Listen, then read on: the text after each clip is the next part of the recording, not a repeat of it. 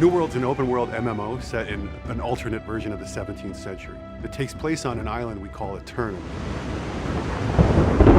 It's a place of legend. It's a land of power and of treasure. It's a place where your choices matter.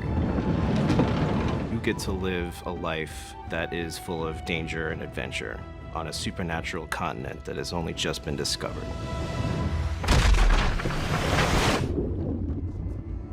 We wanted to build this version of a haunted Eden. We wanted beautiful, picturesque landscapes with danger around every turn. There's these hints of supernatural and these things that show you're not really anywhere you've ever seen before. Contrast is something that we really want players to feel as they move around the world. Every space they enter feels different and special from the space behind it. They feel like every hill they're going over, there's a new adventure. Not many people know too much about Eternum yet. I think that's where you come in as a player. And there are threats, but there's also opportunity. Rumors swirl about the power and danger of the island, but the people who go there don't really know what they're going to find.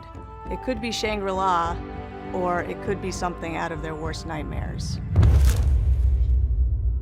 The thing that gives Eternum this power and makes it supernatural and special is there's this mineral that runs below the earth, and it's called Azoth, and it's known to have magical properties. Azoth can amplify things. Azoth itself is not really a good or bad necessarily, it's just this pure, raw energy. Azoth has power to change things. It makes things more beautiful. And deadly. Azoth is different for everyone who sees it or knows about it. For some, it's the Fountain of Youth.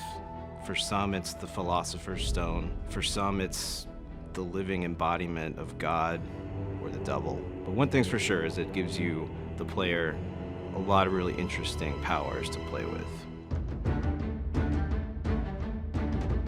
When players arrive in Eternum, they find evidence of other civilizations having been trapped there throughout history. The whole world is open to you, and you're only limited by your skill and the difficulty of the enemies that you run into.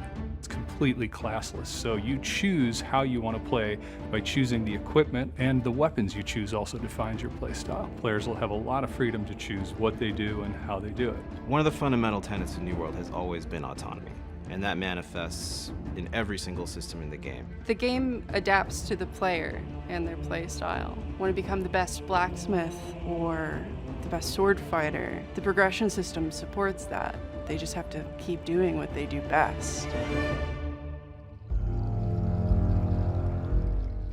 There's multiple settlements all over the world, and the corruption is always this invasive, aggressive force that's constantly trying to push back, trying to drive players out. The corrupted have massive armies growing in the north, and some of their influences are beginning to trickle down to the south, where players are trying to build their homes. And they have a very particular idea of how the power of Eternum should be used.